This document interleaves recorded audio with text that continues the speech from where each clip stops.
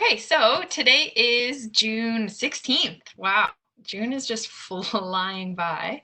Um, and it's a beautiful day, so that's fantastic. And we're here with Megan Stuckless from the Conservation Corps. So thank you for joining us today. We really appreciate it. And we will post this later on. Shannon's been recording them and then posting them later for anybody who's unable to make the live, because I know that's a bit of a struggle for some people. Uh, yeah, so that's great. So I'm not sure if you had something particular you wanted to speak about, but maybe we could start out by you giving maybe an overview of why you started the Conservation Corps and the goals of your organization. Sure, sounds good. So Conservation Corps has been around in the province for 28 years. We actually were born out of the 1992 cod fishery collapse or cod stock collapse. And at that point in time, government in the province really acknowledged the fact that for a lot of young people, their future was going to look really different than they had imagined. There was a lot of people that were deeply tied to the fishery. And when that no longer became an option, they created a number of measures, Conservation Corps being one of them, to really help give young people opportunities to seek other sort of employment and skill development and training opportunities, and to help communities sort of sustainably build and grow throughout the province. And Conservation Corps kind of became, I guess, a resource for doing all of that. We've, as everybody else, we've sort of adapted and grown throughout the years, and right now, everything that we do has a focus on either environmental or cultural sustainability. The cultural piece often gets missed, of course, because we look very forward-facing environmental, right? If you look at our logo, it has, the leaf in the hand. It's very green. We haven't done a great job of branding the cultural piece, but we are also keenly invested in cultural conservation in our province. And moreover, personally, I don't think you can separate the two. I don't think Newfoundlanders and Labradorians, we are intrinsically linked, our culture and our environment. Our culture informs the way we interact with the water, the air, the land around us. And the way that we interact with the water, the air, and the land informs our culture. So they're very, and I would argue that's probably the case for everybody, but as Newfoundlanders and Labradorians, we're deeply rooted in our place. And so that's something that we are very mindful of as we talk about sustainability and conservation in this province. So we kind of have within the, sort of the ideals of environmental and cultural sustainability, we have sort of three major programming or project areas. The first one is youth employment. We do a ton of youth employment. We are one of the largest youth employers in the province. And we do that through a few different programs. One of them is the Green Team program. Lots of people are familiar with. There are a lot of people in this province who wouldn't have a clue who Conservation Corps is, but have heard of the Green Team program. And so we have, well over 3,000 alumnus through the Green Team program in our 28 years. And those that's sort of an 8-week summer program. Typically, there's a little bit of variation there, of course, but typically it's an 8-week summer program where we employ young people to work on environmental and cultural conservation projects in their region across the province. We are pan-provincial, so everything that we do throughout Newfoundland and Labrador, focused on the individual sort of priorities and values and needs in regions and communities across the province. So we operate the Green Team program. We also operate an internship program, and that's, of course, for graduates of post-secondary studies or people who are approaching graduation and looking for sort of meaningful work in a field, whether it be because they already know they want to work in a specific field or because they want to explore it and see if that's something that might be of interest to them. We're supportive of sort of all of those explorations with respect to careers and opportunities for young people. And then we have other programming. We have had the ECHO program. We've had a variety of other sort of smaller programs as well. And every year, any opportunity to create a job for a young person, that's actively something that we're seeking to do.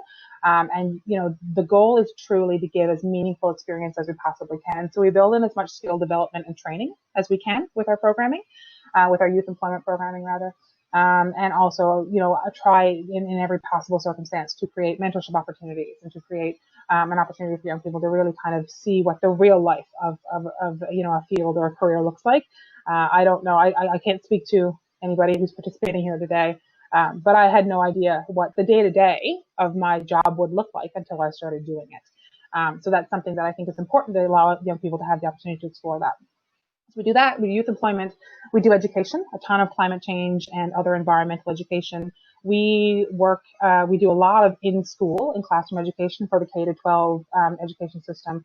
And so through that, we offer face-to-face climate change presentations and interactive programming. We reach about 15,000 people a year in schools across the province. And then we also work with anybody else who's interested in hearing about it or having a discussion about it. So that might be a municipal council. It could be a local service group, a Lions Club or a Kin Center or a Legion. And it could just be sort of, a group within a community that sees, a concern or a need or just wants to learn a little bit more. So we do a lot of education. And then the third thing that we kind of have become more focused on in the last few years is supporting municipalities with respect to climate change resiliency. So we have been conducting comprehensive climate change vulnerability assessments with communities. And right now we have a municipal sustainability coordinator working with a cohort of communities to overlay really robust and meaningful climate change data as a part of their asset management process. So how are our municipalities, with wonderful people who are deeply invested in their communities, but may or may not have any training or education in the areas of climate change, which feels like a very heady, very scientific thing when you talk about it and you read about it. How are they supposed to take all of the noise and the information about climate change and overlay it on, managing roads and water systems and sewer systems? But climate change heavily impacts and will continue to heavily impact those very practical aspects of our communities. We've all seen in the last, well, I don't know how young the people on this call are. I have seen in the last 10, 15, 20 years, storms that cut seniors off from being able to, access crucial services, fire and ambulance and food resources and those kinds of things. We've seen within the last year food security issues that are very much tied to, environmental issues. So we really want to be an opportunity to amplify those conversations and those voices and bring we have some remarkable experts in this province, and many of them come from MUN. So we have some remarkable experts in this province who don't necessarily have avenues or channels to get this really fantastic data and information into the hands of the people who can apply it and put it to work on the ground. So we try to create a conduit for that as well. So that's kind of who we are and what we do.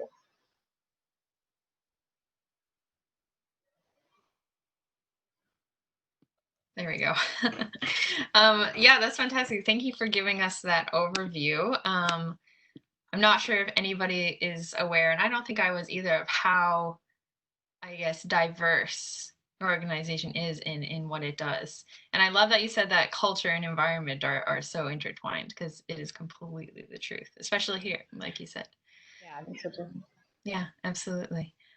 So you listed a bunch of opportunities there, employment opportunities, educational things.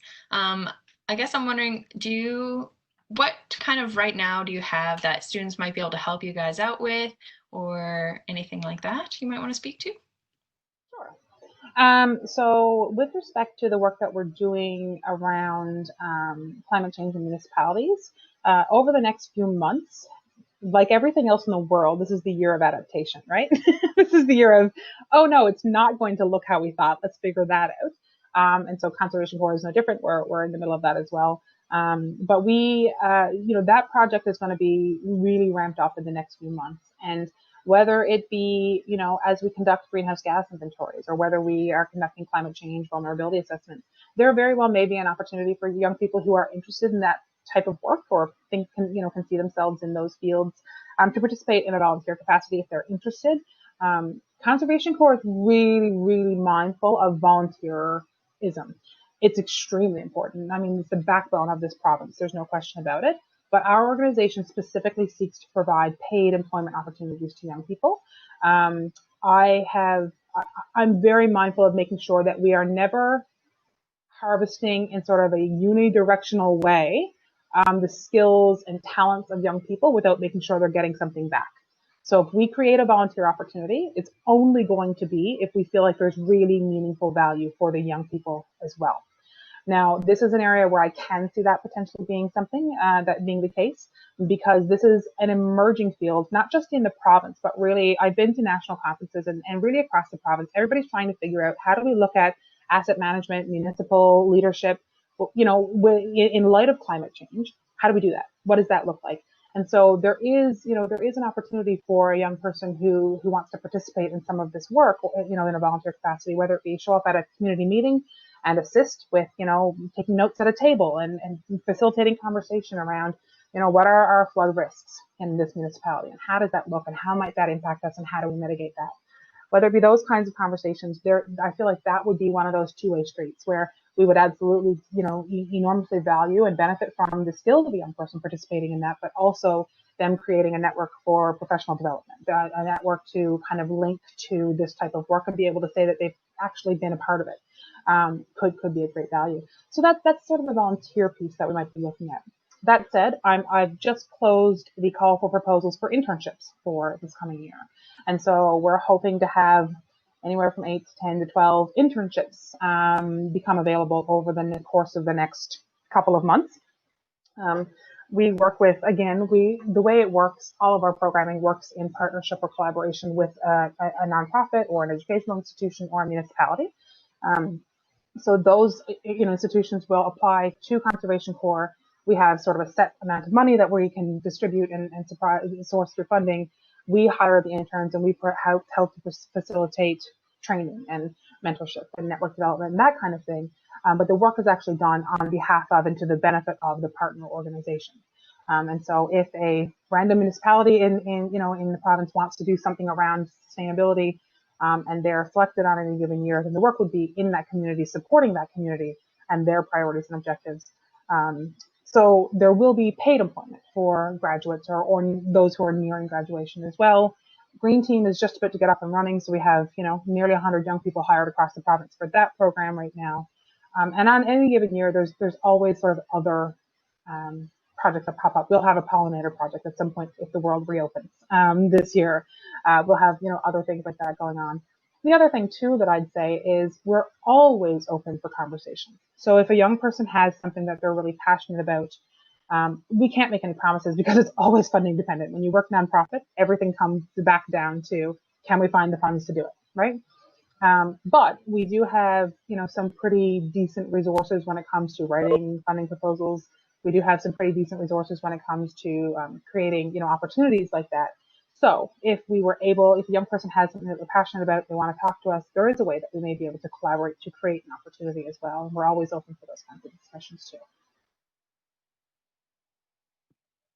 Oh, that's fantastic to hear you say that. I like that you say how important it is that when you have volunteers, that they do get something back, because I think that's an important concept, and I know that we in our office at least try to do the same, but it's always difficult sometimes, right?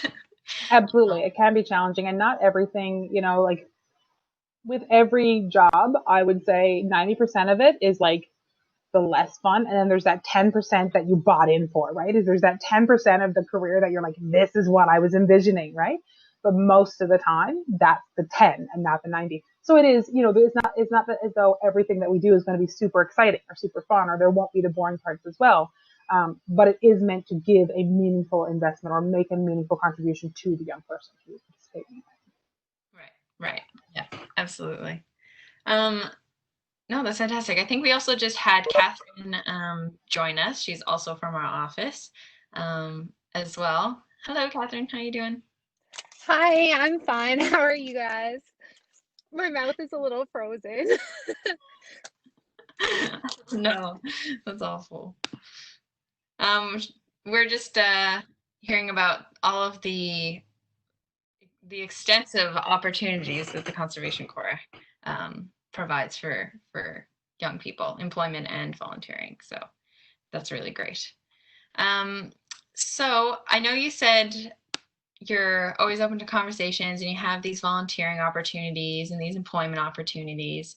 I'm wondering, how can we, as me as staff or as students or as anybody really, how can we at home kind of support that I guess I'll call it your cause, but you know, that environmental initiative, that culture and environment being tied together. How do you think we can support that at home? Maybe if we aren't directly involved with your organization. That is such an interesting question. I really like that question. I think, oh, quite honestly, I think young people aren't just supporting, and I'll use young people because I'm assuming if I'm talking to the memorial community, generally speaking, I'm talking to younger people. Um, but maybe the correct way to say it is our students or our, you know, those in sort of that world. I think you're not just supporting these conversations. I think you're leading them. A lot of the inspiration that we get from what we do is because we have the great privilege of working with young people on a regular basis year over year. And it is easy to get fatigued, right? It's easy to be like, oh man, this, you know, sometimes it feels really heavy and sometimes it seems like there's so many barriers and sometimes it's challenging. But when we see the, not just passionate, absolutely passionate and um, meaningfully passionate, engaged young people, but also informed and connected, and you know, young people who are willing to stand up and do something or have hard conversations or facilitate hard conversations. I think that's what I would continue to encourage. Um, sometimes, sometimes we tend to get a little quieter as time goes on, and you start approaching life with the to-do list, right? Like you get to a point in your life where you're like, there's just so many things. There's so many things that got to be done. We got to do all the things, right? And sometimes it gets easy to get quiet in that and just think, well, I'm not talking. Having those conversations and keeping that present in whether it be on social media, within families, within educational institutions, within, nonprofit communities, and building those networks of conversation is extremely important. It's really, really easy as well for nonprofits to get a little bit siloed. We enormously support the work that other nonprofits in this province and in the country are doing, like tremendously. But we're all so busy doing that sometimes we forget to stop and connect and have conversations. And then somebody will come out of the woodwork and say, oh, this is cool. Did you know? And all of a sudden there's a new renewed energy, there's a renewed momentum around something, because now it's not just us, advancing this priority or cause.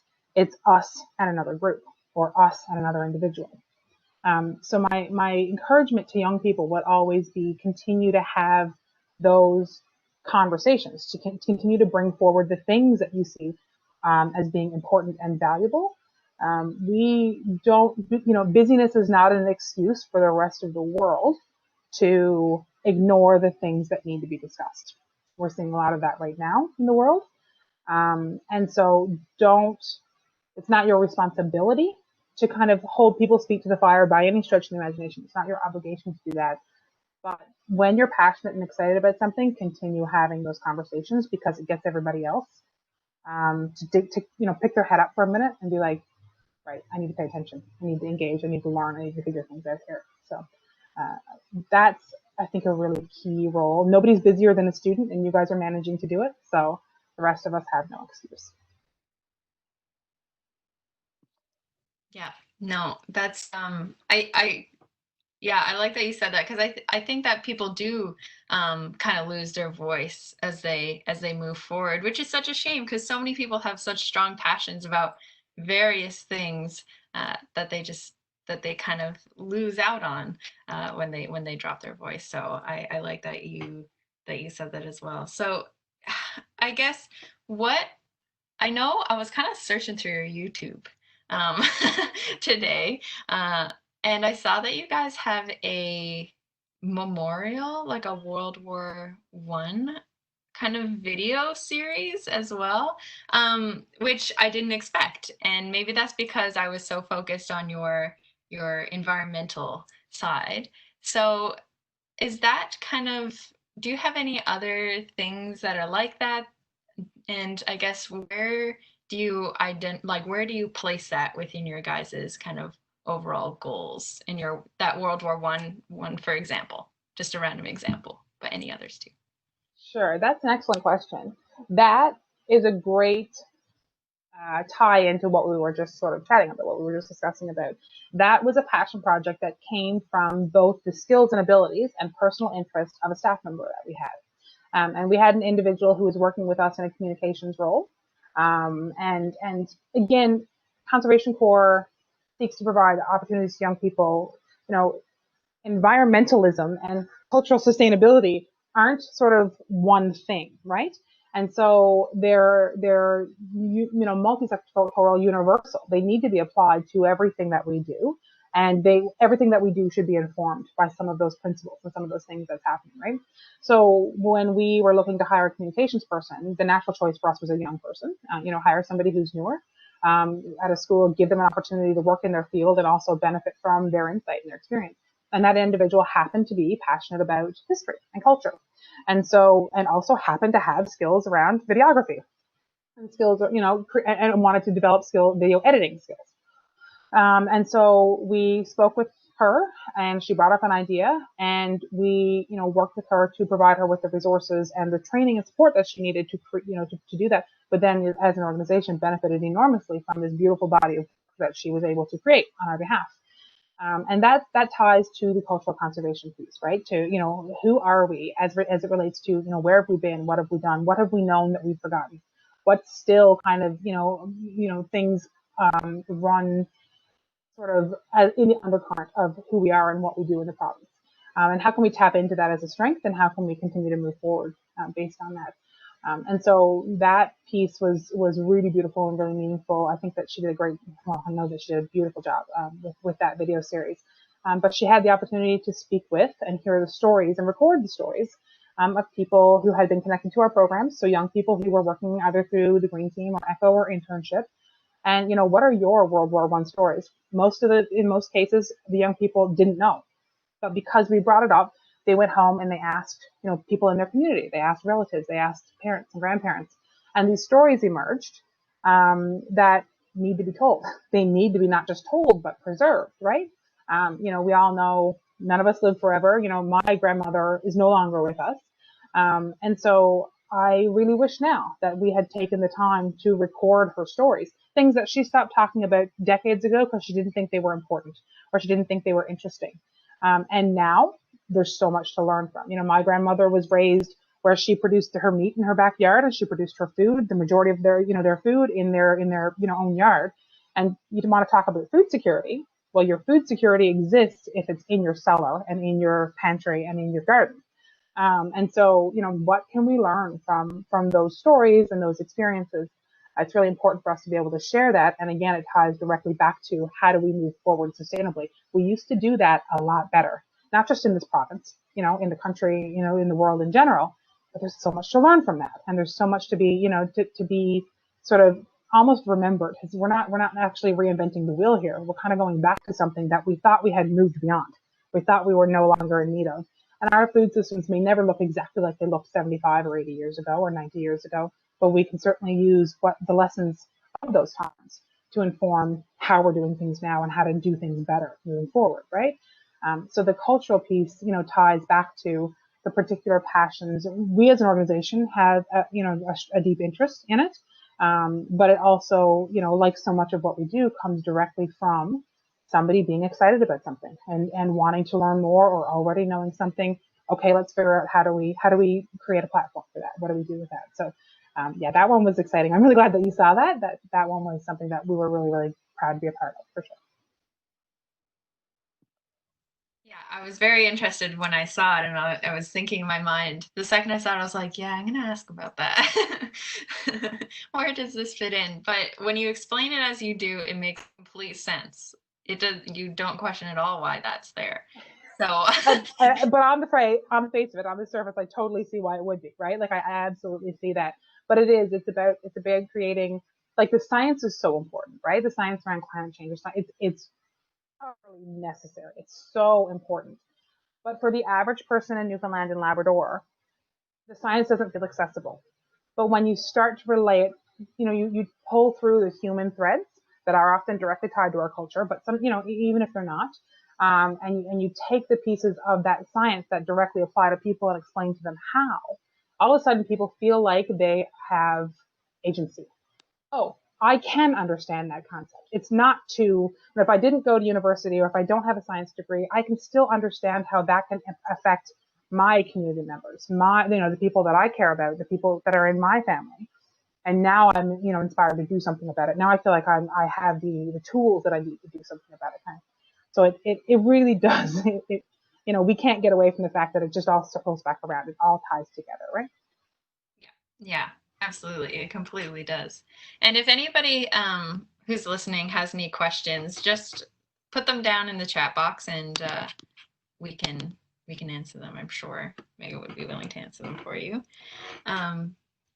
But yeah, I love that culture is so tied into your guys's I guess platform, because you're right. Some people may feel like, at least I know a lot of, older people that I know feel like they can't say anything, or they don't have anything to put forth in the modern world because they don't have the training. My grandma dropped out of school in grade 5 because she had to fish. Exactly. Exactly. So, I think it's really important that those life experiences are taken into account, and the history of it is all taken into account too. Yeah, I totally agree. Absolutely. for sure. Catherine, did you have any questions here for Megan? Since you can miss the first little bit, but I just wanted to ask if you had any questions. There she is. You're muted, my darling. Sorry, no, I don't have any questions. That was great. This is my first time joining. And yeah, amazing. Yeah, I know. I completely agree. So I guess it would be great if we were updated. I'm sure on your Facebook page that you guys keep it updated on your current projects that are ongoing. So you said that the green team will be recruiting in the future, or has already? Has already.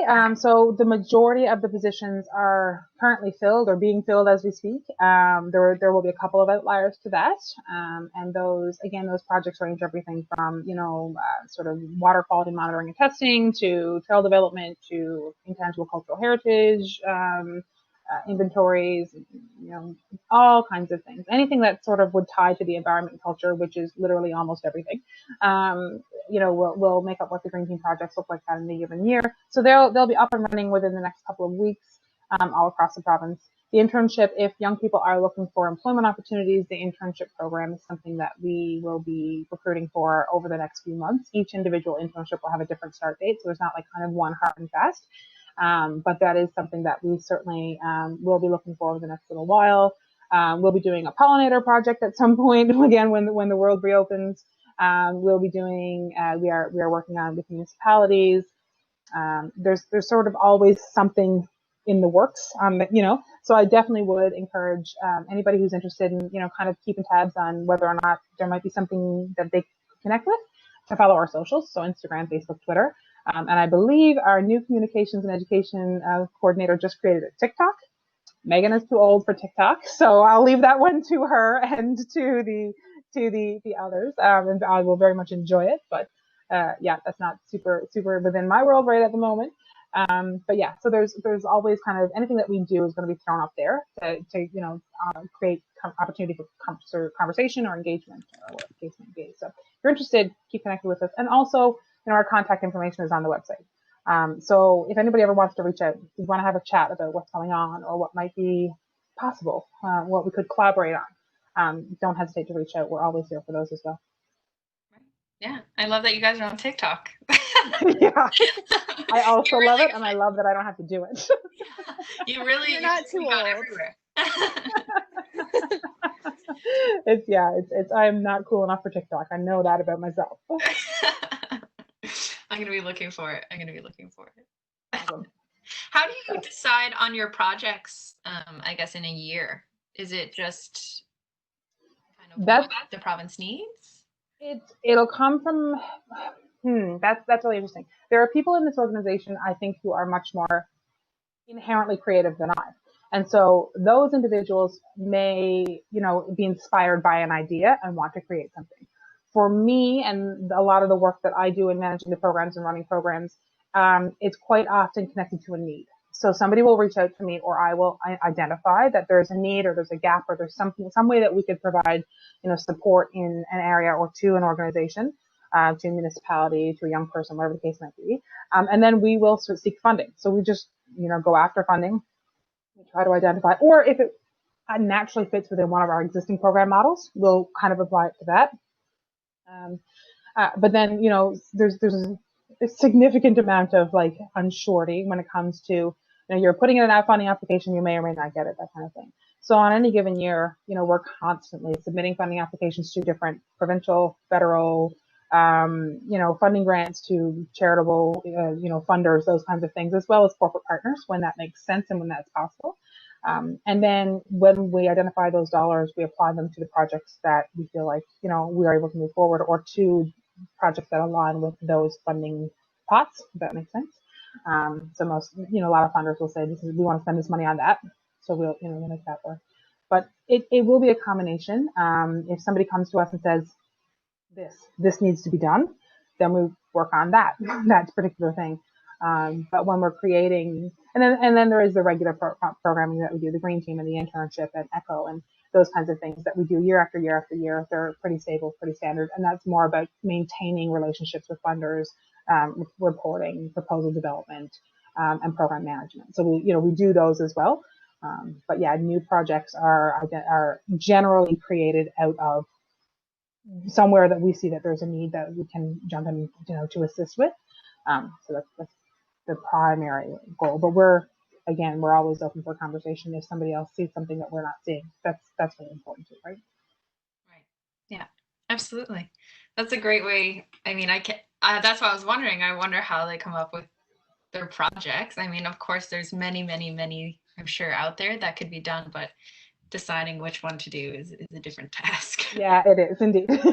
Indeed. And then finding the funds to do it is also, is another overlay again. But it's always fun and exciting. There's always a million balls in the air, and you catch as many as you can. Yeah, absolutely. Okay, well, I really appreciate you coming and speaking with us. If nobody has any questions for you at this time, we can end the recording here, and we will post it hopefully soon. I know Shannon's been recording them all so that we can post them later on, so other people can see your message and hopefully get involved in some way, or like you said, keep their voice, keep those conversations going, because they are super important. Thank you so much. I really appreciate the opportunity. It was really fun. No worries. Yes, thank you for coming and speaking with us. All right, take care. Thanks, Megan. Bye, guys. Thank you. Thanks.